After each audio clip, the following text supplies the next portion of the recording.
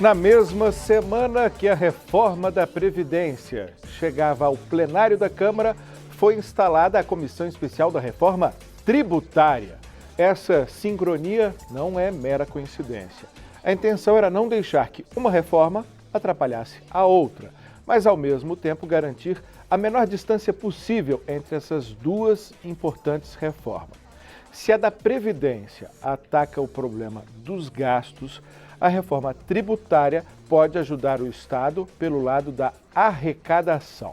Mas calma, a ideia, pelo menos por enquanto, não é aumentar tributos, e sim tornar mais simples a sua cobrança, no país que tem um dos sistemas mais complexos e burocráticos do mundo. Para discutir o assunto, nós convidamos o deputado Hildo Rocha, do MDB do Maranhão, que é presidente da Comissão Especial da Reforma Tributária nessa legislatura e já presidiu a comissão outras 2 vezes. Também convidamos o deputado Ayrton Faleiro, do PT do Pará, para termos a voz da oposição aqui discutindo o tema. O economista Bernard Api, do Centro de Cidadania Fiscal. Ele é ex-secretário de Política Econômica e é autor do texto que está tramitando na Câmara agora. E convidamos também o doutor em Economia e especialista em Políticas Públicas e Gestão Governamental, Paulo Clias. Agradeço muitíssimo terem aceito o nosso convite, principalmente os deputados que permaneceram numa semana que já foi meio devagar, né? Essa semana pós-votação da reforma da Previdência, que os parlamentares entraram pela madrugada 4 dias seguidos, um descanso merecido aí depois de todo esse esforço. Eu começo pelo deputado Hildo Rocha com uma pergunta que eu fiz de brincadeira aqui antes de começarmos o programa. O senhor não enjoa desse assunto? É a terceira vez que o senhor vai presidir uma comissão, fora todo o tempo que acompanha, fora da presidência das comissões especiais, passou aí por Sandro Mabel, quando foi relator, né? E aí, para além da brincadeira de o senhor não enjoa desse tema, ao que o senhor atribui o fato de ser uma reforma que está permanentemente na pauta do país e permanentemente sendo deixada para depois? Muito obrigado pelo convite. Quero também cumprimentar aqui meu colega Ayrton Faleiro, lá do Pará, meu vizinho. Cumprimentar aqui à minha direita o Bernard Api, economista renomado e que tem feito estudos a respeito deste tema, da simplificação dos tributos. Quero cumprimentar também o Paulo Clias, outro economista muito conhecido, e que nós estamos aqui reunidos para falar justamente sobre esse tema que você me pergunta. Primeiro, a respeito das 3 vezes, né? Sou tricampeão já. Tricampeão na área no que diz respeito a tributos. A primeira comissão que eu presidi, ela foi de estudos. Depois que foi realizado alguns estudos, foi apresentada uma proposta com base nesse estudo da comissão. E aí eu fui novamente eleito presidente para presidir. Chegamos ao fim com um resultado bastante favorável, tendo sido aprovada na comissão, que foi uma proposta de toda a comissão e que foi relatada pelo deputado Luiz Carlos Rauli. Entra o ano de 2019 e agora, com novos deputados, houve uma renovação gigantesca e o Rodrigo Maia entendeu que esses novos deputados e deputadas deveriam participar, até porque muitos deles pediram para que fosse tratado novamente a reforma tributária. Em função disso, o presidente Rodrigo Maia constitui nova comissão, escolheu o meu nome para presidir e fui eleito pelos 34 deputados que compareceram lá na sessão de instalação e eleição dos membros da direção da comissão. E agradeci demais ao Rodrigo pela confiança e os colegas deputados. Há uma dificuldade muito grande de se modificar o sistema tributário que nós temos, que é muito antigo, é de 67, até mesmo os constituintes que tinham uma facilidade maior de modificar os constituintes que elaboraram a Constituição de 88, eles não conseguiram êxito, não modificaram. Foi incorporada a essa Constituição o mesmo sistema que já havia sido feito lá em 67. Então nós temos um sistema antigo, ultrapassado, a economia ao longo desses 50 e poucos anos alterou bastante. Hoje Esse sistema é o responsável pelos contenciosos que existem em nosso país, abarrota o judiciário, ele permite que haja elisão fiscal, que muitas pessoas soneguem tributos, empresas soneguem tributo, segundo estudos, algo em torno de 500 bilhões de reais. Então, é um sistema antigo, mesmo muitas pessoas querendo mudar, deputados, senadores, mas sempre encontram alguma resistência, ou dos governos municipais, estaduais e federal, porque com medo de perder receita, fica nessa dificuldade de entender melhor e saber o futuro se realmente vai perder receita. E os empresários, alguns deles, que são acostumados a sonegar, aquele que vai falar, empresário que vai falar mal desse sistema que está sendo apresentado agora, essa mudança, que é do Baleia Rossi, que se baseou no estudo do Bernard Api, é justamente aqueles empresários que não gostam de pagar corretamente os seus impostos. Porque ele veio, essa proposta do Baleia, para simplificar o sistema, ele vai, com isso, permitir diminuição do custo de arrecadação de tributo. O estudo do Banco Mundial recente aponta que o Brasil, entre 190 países pesquisados, o Brasil é o último colocado em arrecadação, em custo de arrecadação de tributo. Para que vocês tenham uma ideia, primeiro colocado é os Emirados Árabes, que gasta apenas 12 horas por ano para pagar os tributos. E no Brasil são quase 2.000 horas. Então, é um sistema complexo, ultrapassado. Eu quero passar a palavra para o deputado Ayrton Faleiro, para a gente começar com os dois deputados colocando as suas posições, justamente trazendo essa questão, porque o foco, deputado Ayrton Faleiro, está na simplificação, né? Como se fosse uma espécie de primeiro passo a ser dado se for mexer em qualquer outra coisa mais. Só que existe uma pressão da sociedade por mexer efetivamente nos tributos, né?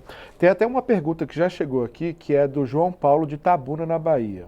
Ele pergunta pelo chat do YouTube. A reforma diminuirá os tributos altíssimos que são cobrados da população brasileira? Eu passo essa pergunta para o senhor com um complemento. Altíssimos em parte, né? O Brasil é conhecido por ter um sistema, além de muito complexo, como colocou o deputado, muito regressivo, ou seja, ele cobra mais proporcionalmente de quem tem menos e as camadas mais ricas pagam menos imposto, como mostrou recentemente um documento da própria Receita Federal, de que a partir de uma determinada faixa de renda de 40 salários mínimos, a alíquota decresce bastante para os mais ricos. O senhor concorda com essa divisão de fazer uma reforma que foque, num primeiro momento, na simplificação, para ver se consegue resolver esse problema, e deixe a mexida no sistema, na sua justiça ou na sua injustiça, para depois, ou acredita que isso deve ser feito ao mesmo tempo? Eu diria que esse é um dos grandes dilemas que a gente tem hoje colocados na mesa dos legisladores, não é? Eu vou começar aqui pontuando exatamente essa como a principal crítica nossa da oposição.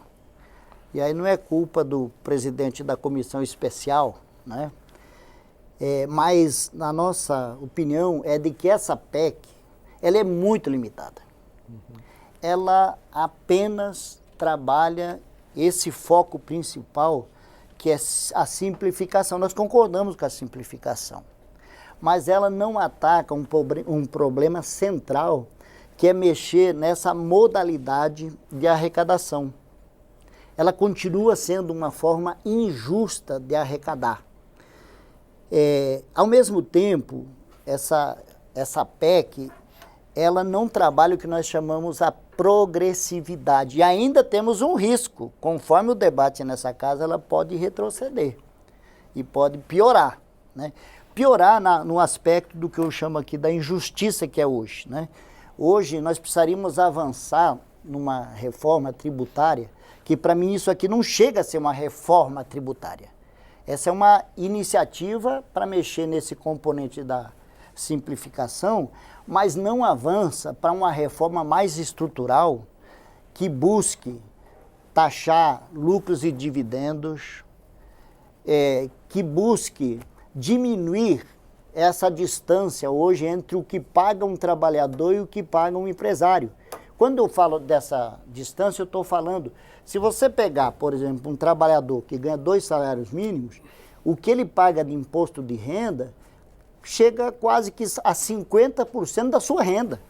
Se você pegar um empresário, o empresário talvez chegue lá a 5, 10 ou 15% da sua renda. Então é uma distância muito longa. Nós precisaríamos avançar para uma reforma tributária que ela caminhasse no rumo de fazer o país crescer, mas que ela fosse distributiva de renda, né? E que ela tratasse os desiguais de forma desigual. Então, para começo de conversa, a nossa opinião é de que isso não é uma reforma tributária, é um ajuste em alguns aspectos na forma da arrecadação. Vou passar para responder a essa crítica e também a outras críticas para o Bernardo Api, do Centro de Cidadania Fiscal, mas vou colocar aqui também alguns méritos que a proposta já alcançou. Primeiro, ela uniu opostos, porque tanto partidos de centro não alinhados, como representantes do governo, como representantes da oposição, assinaram em tempo recorde a PEC, que em menos de 24 horas tinha as 171 assinaturas necessárias. Também passou de maneira muito rápida e muito elogiada na Comissão de Constituição e Justiça, ao contrário da PEC da Previdência, que se estendeu, patinou um pouco lá. Ou seja, algum mérito ela já alcançou de muito importante. Eu gostaria que o senhor falasse, então, um pouco dessa estratégia e, principalmente, se ela faz parte de uma estratégia de mais longo prazo e quais seriam os próximos passos a partir da simplificação. Até para dialogar um pouco com essa crítica que vem se tornando cada vez mais contundente de que ela não é suficiente. Até esclarecer para o nosso telespectador, essa lógica de fatiar está até um pouco por trás da decisão de não colocar reforma da Previdência, que foi uma reforma de ajuste fiscal, fundamentalmente, junto com a reforma tributária, né? Como eu disse no começo da entrevista, não evitar que uma atrapalhasse a outra. Como é que fica essa questão da estratégia, ou diria até da tática de mudança do nosso sistema tributário, que, como já dito, tem vários problemas? Eu vou responder aqui, porque a gente tem que entender, quando a gente fala em reforma tributária, a gente tem vários temas que a gente está tratando. Basicamente, tem 4 categorias de tributos, que são tributos sobre a renda, tributos sobre o consumo, tributos sobre a folha de salário e tributos sobre a propriedade e a transferência de propriedade. Eu acho que existe uma agenda em cada uma dessas áreas, o Brasil, e tem agendas importantes em cada uma dessas áreas. Certamente, sim, e eu queria aqui dizer que eu estou de acordo com o deputado Ayrton Faleiro, nós temos um sistema tributário em que uma parcela relevante da população de mais alta renda paga pouco imposto. E aqui o problema não é só a isenção na distribuição de dividendos. Se o empresário pagou 34% na empresa e não pagou na distribuição, os 27,5% na pessoa física, a rigor não é um problema. O problema está porque existe no Brasil muitas possibilidades de pagar muito menos que 34% na empresa e daí distribui isento. E aí é um problema, porque aí não pagou nem na empresa, nem na distribuição. Então precisa olhar o todo, não pode olhar separadamente. Mas é uma agenda importante, sim, existe uma parcela da população de baixa renda, de alta renda, que paga pouco imposto no Brasil. Existe uma discussão importantíssima sobre a tributação da folha de pagamentos, que no Brasil responde por um grau de informalidade muito alto na nossa economia e estimula esse processo aí que a gente chama de pejotização, que inclusive agrava esse problema distributivo, que faz com que pessoas de alta renda paguem pouco imposto. Existe uma agenda aí nos tributos sobre propriedade, mas nós temos distorções enormes na área dos tributos sobre bens e serviços, que são os tributos sobre consumo,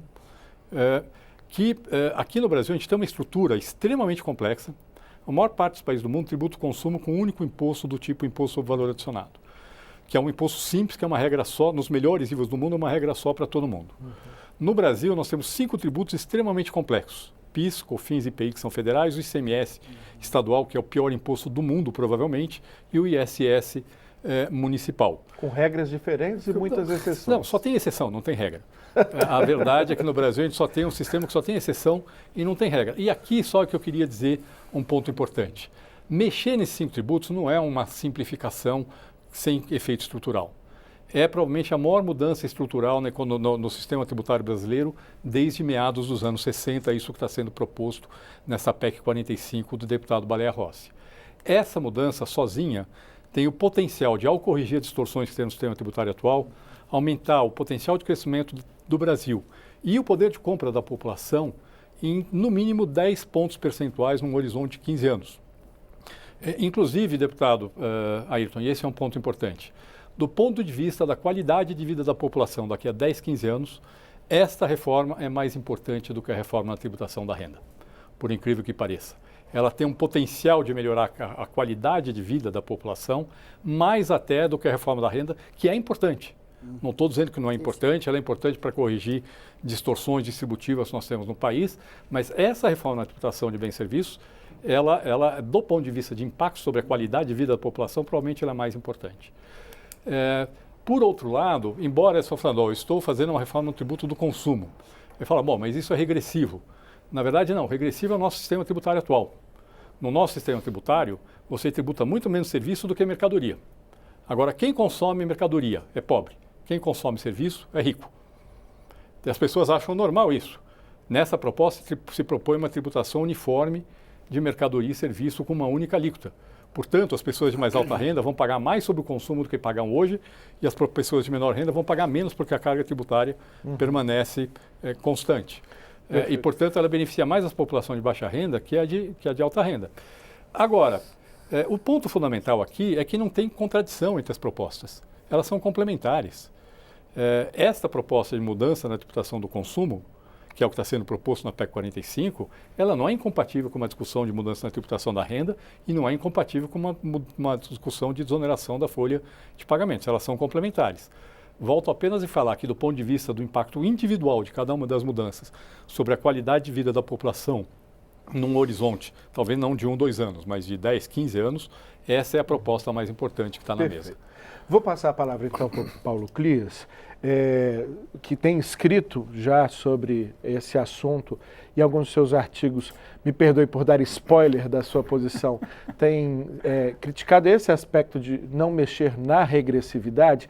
E aí eu vou perguntar principalmente para o especialista em políticas públicas, alguém que está dentro da estrutura de governo, sobre a operacionalidade. E por que eu pergunto isso especificamente para você?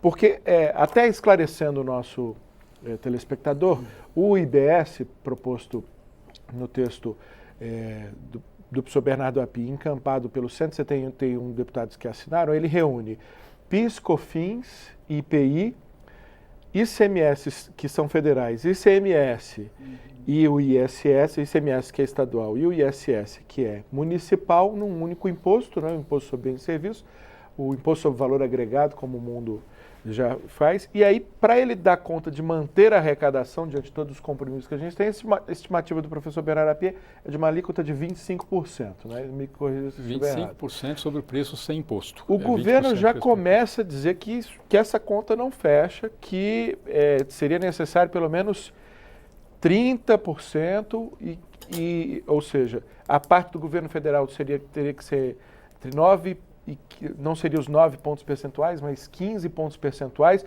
o que faria desse imposto a alíquota mais elevada do mundo. Eu queria que a gente discutisse um pouco essa questão da operacionalidade de uma reforma dessa natureza, além, obviamente, da sua posição sobre a estratégia já colocada aqui pelos demais participantes. A reforma tributária, quer dizer, assim como a reforma política, né, quer dizer, são assuntos que estão permanentemente na pauta, né, na agenda nacional. Porque existe, né, um descontentamento generalizado, a gente pode dizer que é praticamente uma unanimidade, né? Por exemplo, com o sistema político que a gente tem, com o sistema tributário que a gente tem. O problema é que quando a gente coloca na mesa, né, quer dizer, os atores para discutir o assunto, aí a unanimidade desaparece e aparecem as divergências. Porque quando a gente trata de reforma tributária, a gente está tratando de temas que são extremamente sensíveis para o conjunto da população. Por um lado, a gente está mexendo em poder aquisitivo, teoricamente a gente está mexendo com renda, a gente está mexendo com patrimônio. E existe um fato concreto que ninguém, em tese, gosta de pagar imposto. Esse que é o fato. Ainda mais numa sociedade como a brasileira, em que, infelizmente, os serviços que são devolvidos para a população, né, na forma de bens, saúde, educação, aquela coisa toda, acabam não correspondendo em qualidade com aquilo que se pretende. Só que a gente não pode justamente cair nesse caminho perigoso, né? Quer dizer, porque você tem uma parte importante das elites, dos grandes empresários, para quem reforma tributária é sinônimo de redução da chamada carga tributária elevada. E isso não é verdade, né? Quer dizer, se a gente pega estudos que estão sendo já divulgados há muito tempo, por exemplo, da OCDE, né? Pega todos os países europeus, Japão, Estados Unidos, Canadá, o Brasil está abaixo da média desses países. A gente está com 32%, 33% de carga tributária. E mais, quer dizer... Puxada para baixo pela carga dos Estados Unidos, que é muito baixa, 27%. Exatamente. Né? Ou seja, os Estados Unidos puxam a média de uma puxa a média para baixo. Mas na média dos países, o Brasil ele ainda está abaixo. E com um agravante, né? Quer dizer, a gente tem uma estrutura de tributação, né? O deputado Ayrton já antecipou, que ela é marcada pela regressividade. Então, quando a gente fala em reforma tributária, quer dizer, eu acho que o Bernardo tem razão, quer dizer, ele passou alguns anos da vida dele batalhando, né, por essa dificuldade que é a gente criar um sistema mais simplificado, né, com imposto próximo do que seja o imposto de valor adicionado, IVA, né, como se chama no resto do mundo, mas existe um problema central, que é o problema da regressividade. Quer dizer, os que mais reclamam de imposto alto no Brasil, de carga tributária elevada, são aqueles que menos pagam ou quando não pagam. A gente tem, inclusive, pergunta sobre um outro desenho que está se pronunciando aí, e aí eu gostaria de colocar esse debate na mesa, que são os modelos, né? O Vinícius Sanches Pinho, via YouTube, pergunta: gostaria de saber sobre um imposto único estilo CPMF do Marco Sintra. Marco Sintra que hoje está na equipe do ministro Paulo Guedes, né? E que está elaborando também a proposta que o governo enviará sobre reforma da Previdência. Aí vou colocar, aproveitando aqui, os outros modelos na mesa, né? A maior parte dos países já fez uma migração já há cerca de 20, 30 anos, que foi tributar menos o consumo e mais a renda. Nós até dizemos que tributamos o consumo, mas na prática o que a gente tributa, me corrijam se eu estiver errado, especialmente o professor Api, é a produção, né? Porque a gente está cobrando lá desde a linha de produção da fábrica, às vezes o produto nem chegou no consumidor ainda, já pagou um bocado de imposto, ou seja, estamos tributando a atividade econômica. Então, tem esse modelo. E recentemente entrou na roda para trazer essa discussão sobre imposto sobre grandes fortunas, que está previsto na nossa Constituição e nunca regulamentado, uma proposta de 19 bilionários americanos que fizeram uma carta aos candidatos democratas lá nos Estados Unidos, dizendo: nós queremos e devemos pagar mais imposto. Eles propõem lá uma série de coisas, mas o mais importante é que eles propõem 1% sobre os ativos ou sobre patrimônio que tenha mais de 1 bilhão. Isso daria uma arrecadação que em 3 anos resolveria o nosso problema de déficit aqui, chegaria ao trilhão que o Paulo Guedes quer. Como é que a gente pode ver também esse tipo de proposta que busca, que no nosso caso, no caso brasileiro, já está até previsto na Constituição, não tem regulamentação. No caso dos Estados Unidos, eles nem podem, né? Porque o governo federal dos Estados Unidos nem pode tributar patrimônio. Começo pelo professor e deputado Ido Rocha. Bem, os Estados Unidos, ele não quer aumentar a sua carga tributária, não quer aumentar a receita tributária. E é por isso que esses bilionários lá dos Estados Unidos fizeram essa proposta. Aqui eles não fariam nunca essa proposta.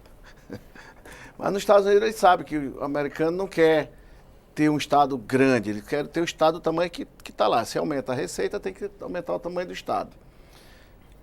É uma discussão que pode ser feita não nesse caso, porque nós estamos discutindo mudança no sistema constitucional, no título da Constituição que trata sobre tributos. Então, seria uma comissão para tratar sobre a regulamentação do tributo, do imposto sobre grandes fortunas. Então, já não caberia aqui. O colega aí, Faleiro, falou sobre a preocupação dele com a regressividade. E, de fato, o nosso sistema ele é muito regressivo. Paga mais quem recebe menos e paga menos quem recebe mais. Mas há um dispositivo nessa proposta do Baleia em que os mais pobres vão poder receber de volta aquilo que eles vão pagar de tributo sobre o consumo. No final do mês ele vai lá e recebe de volta. Estima-se que algo em torno de 25% ele vai receber do que ele vai gastar. Porque nós sabemos que quem recebe abaixo de 2 salários mínimos, ele vai o dinheiro todo para o consumo, todo para comprar alimentos ou medicamentos. Se você leva 1.000, de 2.000, leva 1.000 para o consumo da cesta básica, vai ter de volta R$250 todo mês. Então, vai aumentar o poder de compra, vai tornar ele menos regressivo e vai movimentar a economia, vai fazer a economia girar. Então, há esse dispositivo dentro da proposta do Baleia que diminui diminui bastante esse efeito da regressividade nos tributos sobre o consumo no Brasil. A reforma que está sendo proposta pelo Baleia, ela é em cima de uma base só, mas ela pode ser mais ampla, pode ser feita. Agora, será que esse Congresso quer? Eu sei que o Congresso é reformista. O Congresso a gente já viu aí que 371 deputados votaram, 379, votaram a favor da reforma da Previdência. Sim. Inclusive partidos de oposição ao presidente da República. Sim. O que mostra que a Câmara é reformista. E o Senado já tem mostrado isso. Então, o momento é adequado, é oportuno para se fazer esse tipo de mudança. Pela condição política da Câmara e do Congresso. E do Senado, portanto, do Congresso. Agora, será que suporta uma reforma nessa amplitude? Porque magnitude? Agora pois é. Eu não sei, aí tem razão. Agora, será que comporta? Será que vai dar para aprovar? Porque pelo menos se nós aprovarmos essa proposta de simplificação do sistema de impostos sobre o consumo, tu vai criar um ambiente jurídico mais seguro. Os empreendedores vão empreender mais no Brasil, porque nós temos aí, eu acho que umas 300 mil regras só para ICMS. Isso é muito complicado, contencioso enorme. O ICMS já faliu, os governadores não conseguem mais arrecadar. Então está aí um drama grande, os estados falidos, os municípios falidos e a União com dificuldade. A União só se salva porque pode emitir título da dívida e emite aquilo que ele precisa. Agora mesmo, só esse ano eu fui relator de um PLN que foi buscar no mercado 258 bi para pagar programas sociais e para pagar a Previdência Social. Okay. Então, o que mostra que há uma dificuldade de arrecadação. Claro. Eu preciso passar a palavra para os demais, mas antes disso eu preciso fazer um intervalo, porque já estão me cobrando aqui, fazer um intervalo que é rápido. É curtíssimo e a gente volta para aprofundar ainda mais nesse tema que é muito importante, mexe com a sua vida e vai dar muito o que falar no Congresso no próximo semestre.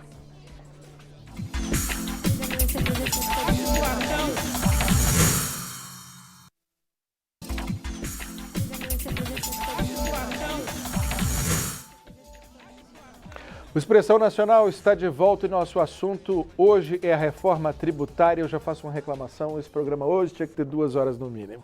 Eu vou passar a palavra para o deputado Ayrton Faleiro para a gente tratar desse assunto que falávamos agora, de todas essas questões que eu coloquei sobre o modelo ideal e as várias propostas para a construção desse modelo ideal, mas eu agrego também aqui o comentário do André Caldeiro via Facebook. Ninguém reflete sobre o Refis e o PROER, que são grandes programas de reestruturação a donos de grandes fortunas. Existe alguma proposta sobre isso ser revertido? Certo. Bom, vou começar aqui. Eu acho importante que a gente chegue a alguns entendimentos entre nós. O primeiro é da limitação do que representa a PEC do ponto de vista do debate de uma reforma tributária mais ampla, né? Eu acho que dito pelo Bernardo. Mas também comungar aqui com o deputado Hilton Rocha, de que talvez o Congresso possa avançar a partir da PEC para uma proposição mais ampla, né? E em que pese, aí eu vou ter uma ponderação aqui, em que pese Nós temos um Congresso que se mostrou reformista na votação da reforma da Previdência, mas eu acho que o que está na casa não expressa uma vontade de avançarmos para o problema central da arrecadação nossa, da nossa reforma tributária, que é avançar em lucros, dividendo, renda, patrimônio, ou seja, os mais ricos pagarem mais. Então, a minha dúvida é assim, será que esse Congresso topa enfrentar os bancos, enfrentar os empresários sonegadores, enfrentar aqueles que querem continuar pagando menos, né? Por isso que eu chamo de o risco do retrocesso, né? Também vou pautar aqui duas coisas para a gente aprofundar. Eu sou daqueles que acho que, em se tratando de reforma tributária, nós temos que pensar na Seguridade Social. Tem que ser financiada. A Seguridade Social não pode estar de fora, tem que estar no bolo, tem que ser vista, né? Para um país com tamanhas desigualdades e pobreza que nós temos, né? A outra coisa que me preocupa, que eu pelo menos não vi de outra forma, é sobre o Pacto Federativo. Me parece que ao concentrar tudo aqui na União, na esfera federal, a gente não está tirando responsabilidade dos governadores, dos governos de estado que hoje se esforçam para cobrar também? Fica essa pergunta. E eu acho que nós precisamos avançar aí no que o nosso telespectador nos comunicou aí. Mas veja só, a expressão é assim, né? E as grandes fortunas? E as heranças? Eu acho que a sociedade brasileira gostaria de ver do Congresso a gente enveredar para o lado dessa gente, que até agora, no que está proposto, está muito tímido, né? Uhum. Bom, vou passar a palavra ao professor Bernardo Api. Eu sei que ele já tem duas provocações ali anotadas para responder, mas eu quero agregar mais duas. O que a gente que acompanha o assunto há muito tempo já apurou por aí nessas diversas tentativas de reforma da Previdência, é que tem várias resistências, mas que tem duas que são principais. Uma que, quando se fala em reforma da Previdência, geralmente se tenta mudar o lugar onde se ocorre a tributação, principalmente do ICMS, que a maioria da tributação do ICMS no Brasil hoje é na origem, ou seja, onde o produto é vendido originalmente, ou seja, beneficiando os estados produtores, passar ela para o destino, para ser mais justo, porque é aquele estado que consome, e aí os estados produtores são muito resistentes e isso tentam embarrear. A segunda resistência são daquelas empresas que já ganharam benefícios fiscais como forma de atração para irem para um determinado lugar, isenção de ICMS principalmente, mas também em alguns municípios, isenção de ISS. Eles não querem a reforma para não perderem esses benefícios. Uma das coisas que se diz de bom a respeito da sua proposta é que ela resolveria isso. Queria que o senhor apenas pincelasse aí como é que se dá essa transição, essas regras de transição, um termo que se usou tanto na reforma da Previdência. Vamos lá. Na verdade, assim, do ponto de vista dos benefícios fiscais, a reforma prevê uma transição de 10 anos do sistema tributário atual para o novo sistema, em que os tributos atuais vão sendo progressivamente reduzidos e o novo imposto sobre bens e serviços vai sendo progressivamente elevado. Com isto, você vai fazendo uma redução gradual dos benefícios fiscais que existem hoje. O ponto fundamental aqui não é não ter política de desenvolvimento. O ponto fundamental é ter uma boa política de desenvolvimento. Infelizmente, no Brasil, o benefício fiscal não tem sido uma forma eficiente de fazer política de desenvolvimento regional. Por quê? Às vezes atende o lobby mais forte. Né? Por quê? Porque é isso. Porque, você normalmente dá benefício para atrair uma empresa que não tem vocação para ir para a região. Você não consegue dar benefício para desenvolver vocações regionais que não estão na indústria, por exemplo, como, por exemplo, turismo. Uma região tem vocação para turismo, os benefícios não funcionam para desenvolver turismo. Os benefícios fiscais não servem para desenvolver aquilo que dá desenvolvimento no longo prazo, que é investir em qualificação de mão de obra e em infraestrutura. Ou seja, a ideia é ter uma política de desenvolvimento que gere mais renda até do que a atual, seja mais sustentável no longo prazo, só que de forma mais eficiente. E a melhor forma de fazer isso é através da alocação de recursos orçamentários para fazer a política de desenvolvimento regional.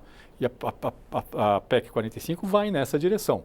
Vai ser uma discussão importante dentro do Congresso, como é que vai ser feito, qual vai ser o montante alocado para essa política, mas isso é importante. De qualquer forma, tem 10 anos de transição para fazer essa transição do modelo atual de política de desenvolvimento para um novo modelo de política de desenvolvimento.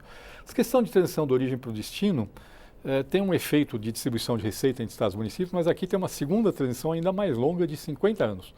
Então o efeito nas finanças estaduais e municipais é muito diluído no tempo. E quando você considera o efeito positivo da reforma sobre o crescimento, praticamente nenhum estado, praticamente nenhum município sai perdendo em relação à manutenção do sistema atual, porque todos são beneficiados pelo crescimento. Eu acho que esse é um ponto importante a ser considerado na proposta. Agora, o que eu queria colocar aqui rapidamente, falar um pouquinho dessa ideia que surgiu agora do imposto único, dessa mega CPMF que está aparecendo na discussão hoje mesmo. Aquele grupo Brasil 200 lançou a proposta de uma mega CPMF com a alíquota de 5%, 2,5% no débito, 2,5% no crédito, para tentar resolver os problemas do sistema tributário brasileiro. Posso lhe garantir uma coisa: se fizerem isso, duas coisas são certas. A crise fiscal do Brasil vai aprofundar, porque aquilo que eles acham que eles vão arrecadar, eles não vão arrecadar. Com uma alíquota dessas, é certeza absoluta que todo mundo vai tentar que contornar. Todo mundo vai se organizar para pagar menos imposto. E não de forma ilegal, às vezes de forma legal. Eu vou dar um exemplo: eu tenho um sítio, tenho os funcionários. Eu pago para um contador que paga os funcionários e minha mãe que divide as contas do sítio para mim me manda metade do dinheiro. Eu vou me organizar, vou pagar direto o funcionário. Não vou fazer nada de ilegal, só que eu vou reduzir a menos da metade a receita da CPMF nessa operação. Tá certo? Não fiz nada de ilegal, só me organizei para não pagar um imposto que não deveria existir. Segunda coisa, posso lhe garantir: a economia brasileira vai crescer menos se isso for feito. Posso dar certeza absoluta que isso vai acontecer. Porque o investimento vai ficar mais caro, porque é o imposto cumulativo que onera investimento. As exportações vão ficar mais caras, porque isso onera as exportações. O Brasil vai perder competitividade no produção nacional versus importado. E a gente vai piorar, e principalmente em cadeias mais longas, que afeta principalmente a indústria. Esse tipo de solução mágica para problemas complexos como o do sistema tributário, precisa tomar muito cuidado com eles. Tá. Eu quero passar a palavra para o Paulo Clis, que também deve estar doido para falar sobre CPMF, volta do CPMF, se é importante ter um tributo com essas características, mas fala também de um desafio. A gente escuta com frequência a seguinte frase aqui, Clis, no Congresso: o ótimo é inimigo do bom. Quem mira na reforma ótima não faz reforma alguma, e aí você precisa mirar no bom. Como enfrentar um problema tão complexo com essas limitações que estão colocadas aqui, de ser algo, de fato, com muitos problemas a serem enfrentados? Qual a melhor estratégia? Bom, veja, Lincoln, eu acho que a questão que se coloca, quer dizer, é obviamente a possibilidade de, no âmbito da comissão, né, presidida pelo deputado Hildo, a gente estabelecer um debate amplo sobre a questão da reforma tributária. Então, o Bernardo já colocou, quer dizer, a PEC 45 é o primeiro passo, né? Quer dizer, é importante você ter um processo de simplificação de uma parcela pequena do potencial arrecadador do ponto de vista tributário, que são os impostos de produção e de circulação de mercadorias, mas tem um conjunto maior que pode ser afetado. Quer dizer, a gente pode começar a discutir mais amplamente a questão da progressividade, que todo mundo está de acordo, com medidas concretas. Por exemplo, retomar a questão da taxação do patrimônio, retomar a questão do estabelecimento de alíquotas mais elevadas do ponto de vista do imposto de renda, né? Porque a gente tem, por exemplo, uma limitação nos 27,5%, que é a maior taxa, a maior alíquota existente, e tem outros países em que ela chega a 40%, 45%. E esse argumento usado com frequência de que aumentar a tributação, especialmente para os mais ricos, que é aumentar a progressividade, vai fazer com que os ricos saiam do país.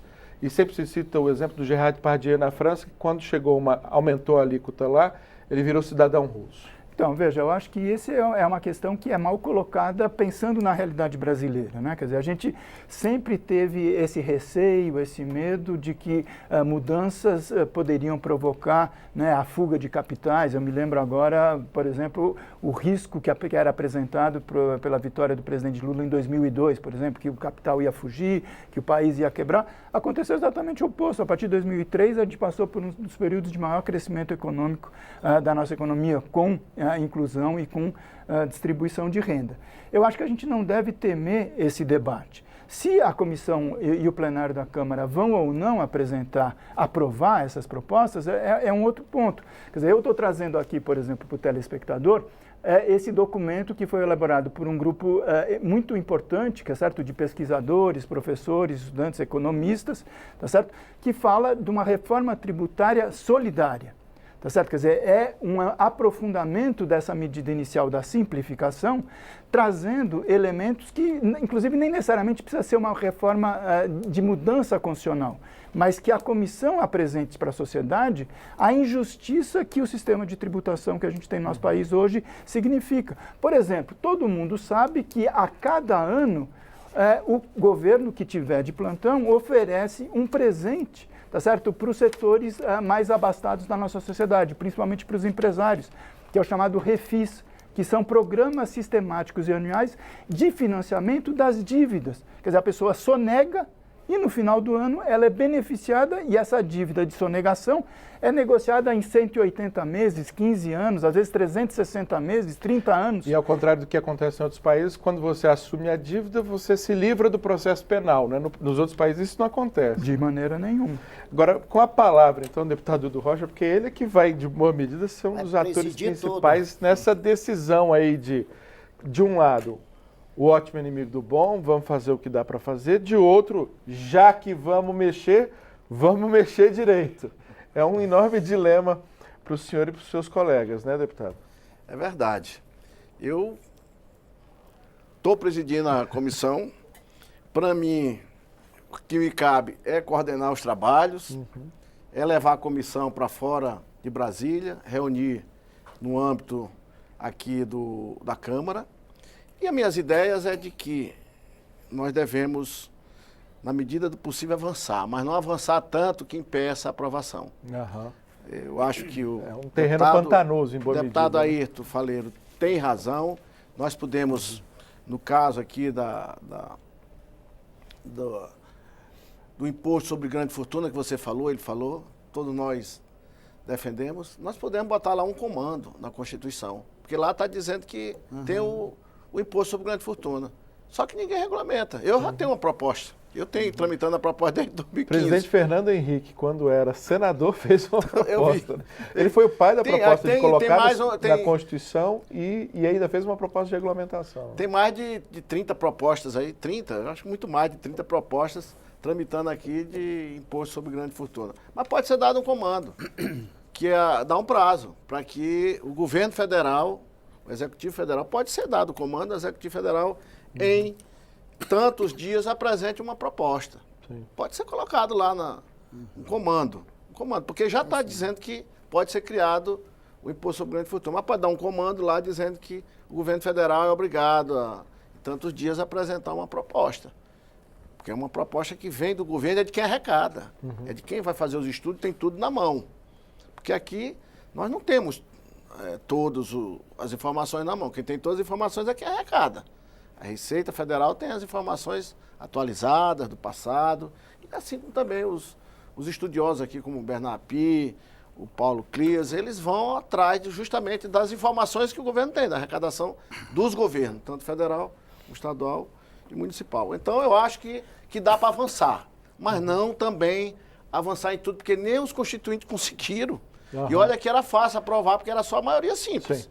Pois aqui são 3/5. Eu passo a pergunta para o deputado Ayrton Faleiro, que é do PT, lembrando que se fosse fácil, o PT tinha feito, né? Nos 13 anos que foi governo.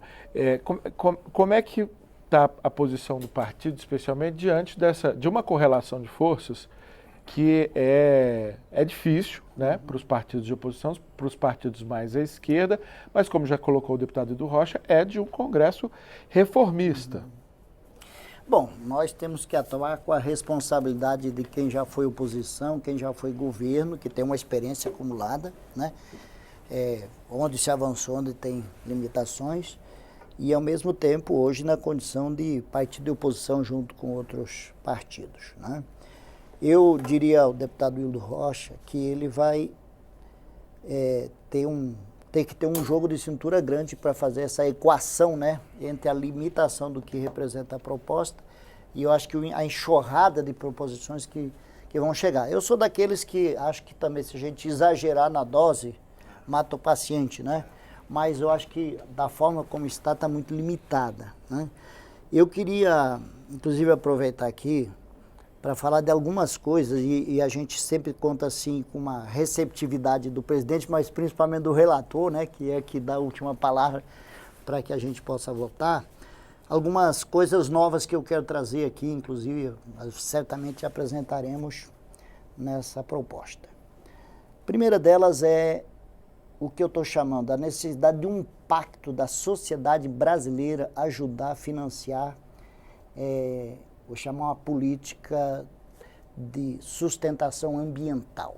Para mim isso é nacional.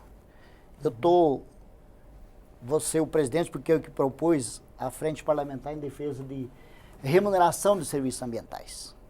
Produzir ecologicamente correto é mais caro e é mais trabalhoso.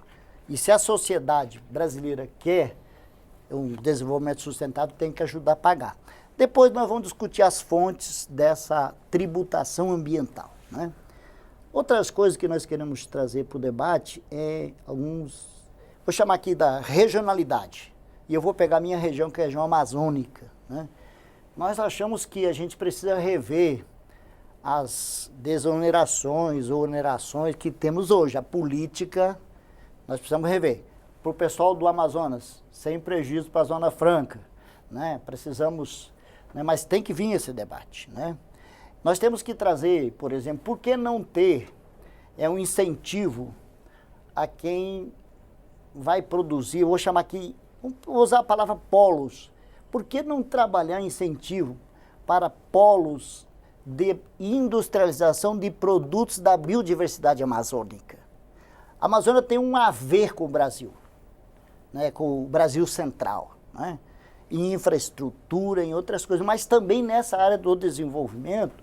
Eu acho que se a gente tiver um pacto e propor, né, um incentivo às empresas que vão industrializar os produtos da biodiversidade, inclusive na área da medicina, nós temos uma riqueza fantástica. Então, coisas como essa nós vamos trazer para o debate. A Lei Candir nós vamos trazer para o debate, que a nossa avaliação é que criar uma expectativa em nós. Vamos criar a Lei Candir para facilitar as exportações, depois a gente compensa e a segunda parte não veio. Então, quando a gente cobra um debate de uma reforma mais completa, porque esses aspectos estão batendo na nossa porta, nós somos muito cobrados também pela sociedade. Mas desejar boa sorte aí na presidência da comissão. Passar a palavra para o professor Bernardo Apim com a seguinte provocação. O senhor não acredita que, para além do déficit fiscal, um grande problema que a gente tem na discussão dessa matéria é um déficit informacional? Como o senhor colocou, não existe solução fácil para problema complexo, e como já está provado, mais do que provado aqui, é um dos problemas mais complexos que o Brasil tem a enfrentar. Mas se a gente tivesse mais informação entre os atores e também na sociedade, a gente não podia construir esse jogo de ganha-ganha que o deputado Ayrton Faleiro está colocando.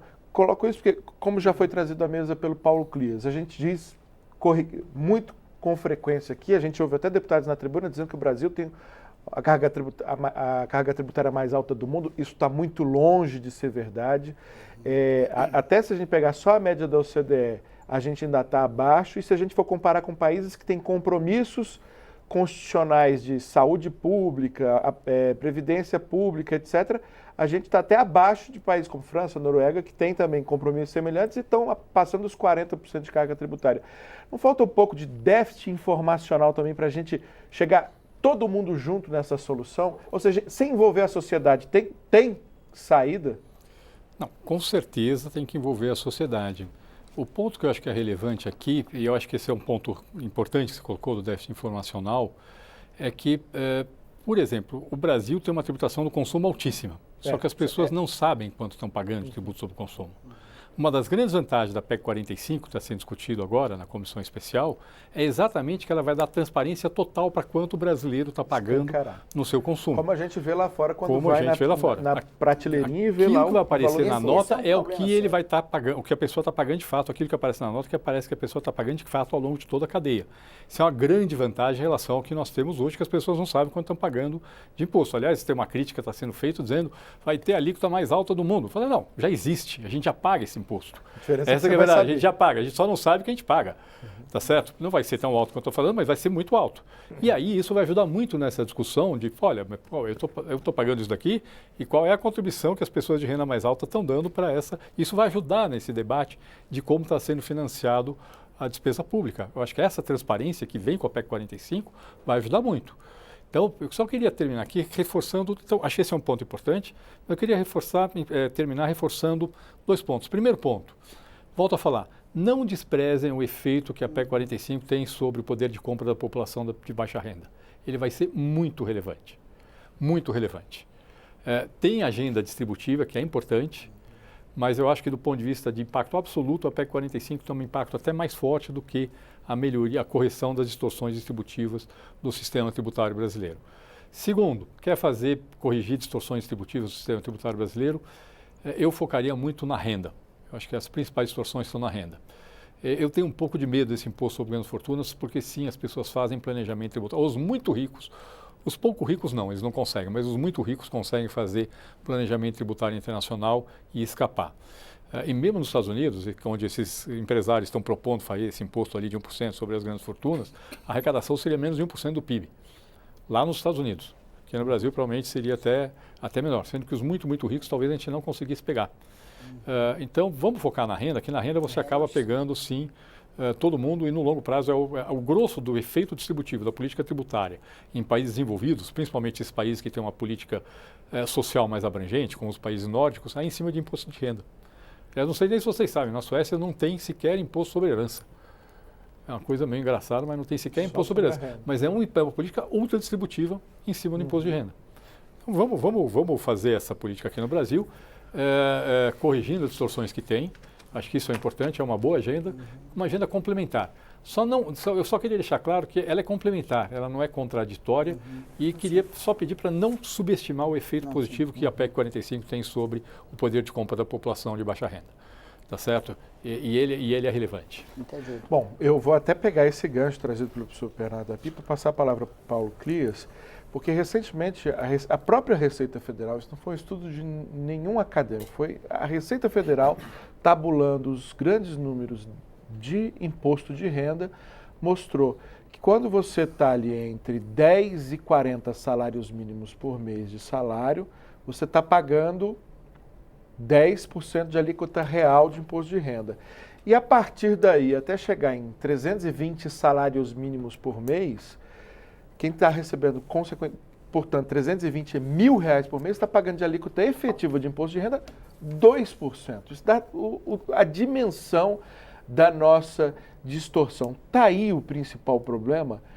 Como enfrentá-lo? Uma vez entrevistando o professor Isaías Coelho, que era do CECIF, ajudou a fazer reformas tributárias mundo afora, ele disse que o sistema tributário ele não ajuda a resolver o problema da desigualdade. Ele pode sim gerar muita desigualdade.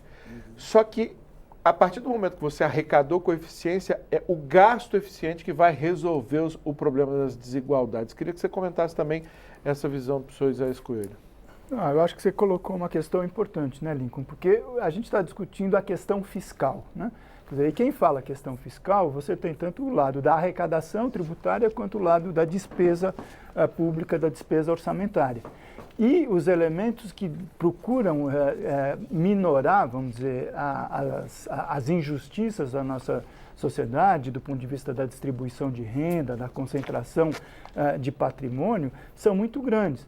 Então, a gente pode tomar medidas tanto do ponto de vista da arrecadação para proporcionar mais justiça, quanto do ponto de vista da despesa, também para estimular medidas que promovam maior igualdade e reduzam os enormes níveis de concentração que a gente tem. Então, só para o nosso telespectador perceber, quer dizer, quando a gente fala em imposto sobre consumo, imposto sobre serviços, quer dizer, ele é uma das maiores expressões da nossa regressividade. Quer dizer, então, esse indivíduo que você falou, que eventualmente ganha 320 salários mínimos por mês, ele vai pagar no litro de leite que ele compra no supermercado exatamente o mesmo montante de imposto que o indivíduo que ganha um salário mínimo. Ele vai pagar, do ponto de vista de imposto, o que ele gasta de energia elétrica, o quilowatt-hora, exatamente a mesma coisa. O que ele gasta no seu telefone celular, também... E você Mesmo os percebe, 40% de imposto. exatamente, na hora que ele vai comprar o arroz, na hora que ele vai encher o tanque de gasolina do seu carro. Então, o que a gente precisa, quer dizer, é importante essa medida, tá certo, que o Bernard está apresentando, que o deputado Baleia Rossi incorporou, da gente promover uma simplificação. Agora, a resolução, quer dizer, dos problemas da desigualdade, do ponto de vista da tributação, ela não pode se limitar ao problema do consumo e da produção. Quer dizer, por isso que eu sempre insisto que a gente tem que trazer outros elementos, quer dizer, colocar a questão do patrimônio. Por exemplo, a gente tem já um imposto, não precisa nem de reforma, chama-se Imposto Territorial Rural. Quer dizer, um país com as dimensões continentais que o Brasil tem, a arrecadação do país todo, na sua dimensão enorme que tem, ela é 1/6 da arrecadação do imposto territorial urbano do município de São Paulo. Uhum. Quer dizer, a gente tem todos os recursos para fazer georreferenciamento, etc., para pegar as grandes propriedades que a gente tem espalhadas pelo país que não pagam imposto. Quer dizer, então, isso é mais um elemento, quer dizer, que mostra como a sociedade brasileira ela não é tratada de forma equânime do ponto de vista da tributação. Por isso, uma reforma tributária solidária. É esse que deve ser, do ponto de vista, o foco da comissão. Bom, o tema não acabou, o que acabou foi o tempo, infelizmente. E aí eu convido você que está nos assistindo a acompanhar esse debate, mas principalmente eu convido você a participar desse debate, porque ele mexe profundamente com a sua vida e com a vida dos seus.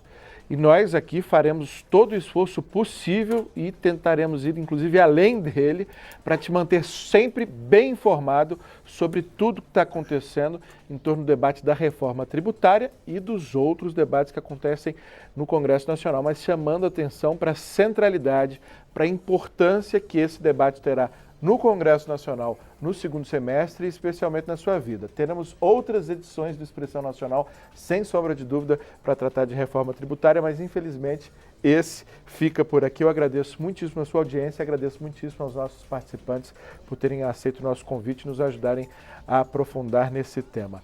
Uma boa noite para você, até um próximo programa.